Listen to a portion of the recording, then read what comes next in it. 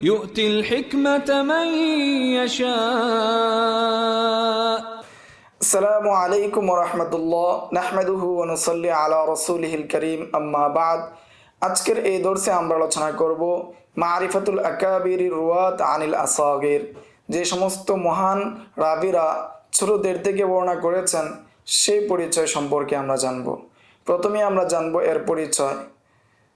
যখন বড় ব্যক্তি যে বয়স এবং তবকা এবং মাকান এবং সম্মানের দিক থেকে বড় হন, তিনি যখন তার চেয়ে নিচু পর্যায়ে বয়স, তবকা, মাকান, কদর, সম্মান সেই দিক থেকে নিচু পর্যায়ে কারো কাছ থেকে বর্ণনা করেন, সেটাকে বলা হয় মারিফাতুল আকাবির রুয়াত আনিল আসাগির। এই বাবের বা এই ফোনের মূল হলো যে রাসূল সাল্লাল্লাহু আলাইহি ওয়াসাল্লাম বর্ণনা করেছেন তামিমে দারি থেকে হাদিসে জাসসাসা, যেটা বর্ণনা করেছেন ইমাম মুসলিম। দ্বিতীয় আলোচনা যে এই ফোনের প্রকারভেদ।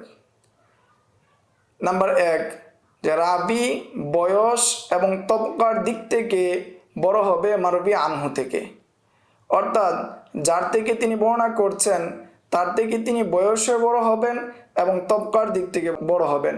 যেমন ইমাম জুহরি এবং ইয়াহইয়া ইবনে সাঈদ আল আনসারী তারা রওয়ায়াত করেছেন ইমাম মালিক থেকে। ইমাম জুহরি এবং ইয়াহইয়া ইবনে সাঈদ আল আনসারী তারা বয়স এবং তবকার দিক থেকে ইমাম মালিক থেকে বড় ছিলেন বা উঁচু ছিলেন। ইমাম সাখাবী ওনার ওফাত 902 হিজরিতে, তিনি বলেন এই ধরনের সংখ্যা তারা ব্যতীত আরও অনেক রয়েছে যারা শায়খরা তাদের ছাত্রদের থেকে বর্ণনা করেছেন। এই বিষয়ে রশিদ আত্তর, যার ওফাত 711 হিজরিতে, তিনি একটি কিতাব লিখেছেন এবং ওই কিতাবের মধ্যে যারা বয়সের দিক থেকে এবং তবকার দিক থেকে বড় কিন্তু বর্ণনা করেছেন ছোটদের থেকে, তাদের নাম উল্লেখ করতে গিয়ে তিনি একটি কিতাব লিখেছেন এবং কিতাবের নাম দিয়েছেন আল ইআলাম বিমান হাদ্দাসা আন মালিক ইবনে আনাস আল ইমাম মিন মাশাইখিহিস সাদাতিল আ'লাম। আরেকটি উদাহরণ হলো আবুল কাসেম ওবায়দুল্লাহ ইবনে আহমদ আজহুরি, তিনি হলেন খতিবে বাগদাদির শায়খগণ থেকে একজন।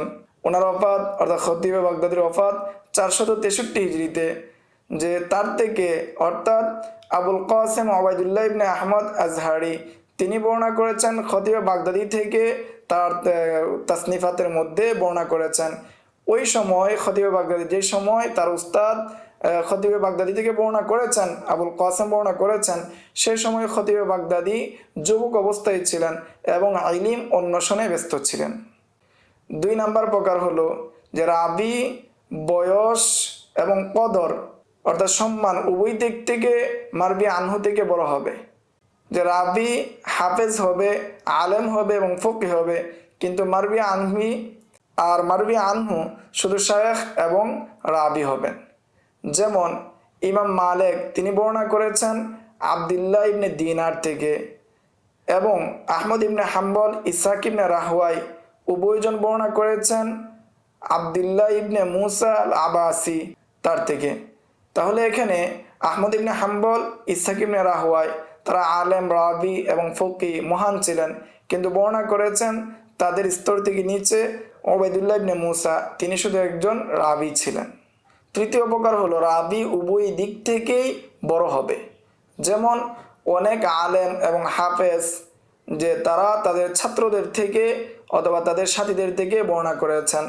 যেমন আব্দুল গনি আজদি, ওনার ওফাত 409 হিজরিতে, তিনি বর্ণনা করেছেন তার ছাত্র মুহাম্মদ ইবনে আলী আস-সৌরি, যার ওফাত 441 হিজরিতে। এমনিভাবে আবু বকর আহমদ ইবনে মুহাম্মদ আল বারকানি, যার ওফাত 425 হিজরিতে, তিনি বর্ণনা করেছেন আবু বকর আল খতিব বাগদাদি থেকে। খতিবে বাগদাদির ওফাত হলো 463 হিজরিতে। এমনিভাবে খতিবে বাগদাদির রেওয়ায়াত বা বর্ণনা আবু নাসির আমির ইবনে মাকুলার ওফাত হলো 478 হিজরিতে। এই ধরনের উদাহরণ প্রচুর। ইবনে সালাহ, ওনার ওফাত 443 হিজরিতে, তিনি বলেন এই প্রকারের অধীনে অনেক ব্যক্তিরা অন্তর্ভুক্ত হবেন, তন্মধ্যে ওই সমস্ত সাহাবায়ে কেরামগণ অন্তর্ভুক্ত হবেন যারা তাবিঈনদের থেকে বর্ণনা করেছেন, যেমন ওবাদা অর্থাৎ যারা আব্দুল্লাহ এবং আবু হুরায়রা, আনাস ইবনে মালিক এবং মুআবিয়া ইবনে আবি সুফিয়ান এবং অন্যান্য সাহাবায়ে কেরামগণ রিদওয়ানুল্লাহি আলাইহিম আজমাইন তারা বর্ণনা করেছেন কাব বিনুল আহবার থেকে। অনুরূপ তাবিঈদের বর্ণনা তবে তাবিঈনদের থেকে, যে সমস্ত তাবিঈগণ তবে তাবিঈনদের থেকে বর্ণনা করেছেন তাদের বর্ণনাগুলো যুক্ত হবে। যেমন ইমাম জুহরি এবং ইয়াহইয়া ইবনে সাঈদ আল আনসারী তারা দুজন বর্ণনা করেছেন ইমাম মালিক এবং অন্যান্যদের থেকে। ইমাম সাখাবী বলেন 902 হিজরিতে এর মধ্য থেকে অন্তর্ভুক্ত হবেন যে হিশাম ইবনে উরওয়া এবং ইয়াহইয়া ইবনে আবি কাসির তারা বর্ণনা করেছেন মামার থেকে। অনুরূপভাবে কতাদা এবং জুহরি এবং ইয়াহইয়া ইবনে আবি কাসির তারা বর্ণনা করেছেন ইমাম আউজাঈ থেকে। তৃতীয় প্রকার আলোচনা, এই প্রকারের অর্থাৎ মারিফাতুল আকাবির রুয়াত আনিল আসাগির, এই প্রকারটা জানা বা এই ইলম অর্জন করার আহমিয়ত এবং ফায়দা। ইবনে সালাহ বলেন এই প্রকার জানার ফায়দা থেকে অন্যতম ফায়দা হলো যাতে করে একজন ব্যক্তি ধারণা না করে যে মারবি আনহু যে রয়েছে যে সে হলো অধিক বড় এবং অধিক সম্মানিত, কারণ সাধারণত মারবি আনহু যিনি হন তিনি অধিক সম্মানিত বা বয়সের দিক থেকে অধিক বড়, সেই ধারণা যাতে দূর হয়ে যায়, এটা হলো সবচেয়ে বড় ফায়দা।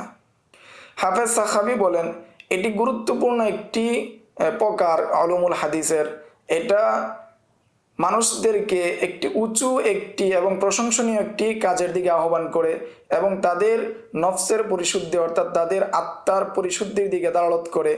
এই জন্য বলা হয় যে লা ইয়াকুনু রাজুলু মুহাদ্দিসান হাত্তা ইয়াখুযা আম্মান ফাওকাহু ওয়া মিসলাহু ওয়া দুনাহু, যে কোনো ব্যক্তি ততক্ষণ পর্যন্ত হাদিস বর্ণনাকারী হতে পারবে না, মুহাদ্দিস হতে পারবে না, যতক্ষণ না সে গ্রহণ করবে তার শায়েখদের থেকে, উপরের স্তরের লোকদের থেকে এবং তার সমপর্যায়ের ব্যক্তিদের থেকে এবং তার নিচু পর্যায়ে যারা রয়েছে, যে সিন হোক অথবা মাকান হোক অথবা জ্ঞানগত দিক হোক, সেই দিক থেকে যারা নিচু পর্যায়ে রয়েছে তাদের থেকে যতক্ষণ পর্যন্ত না তারা বর্ণনা করবে।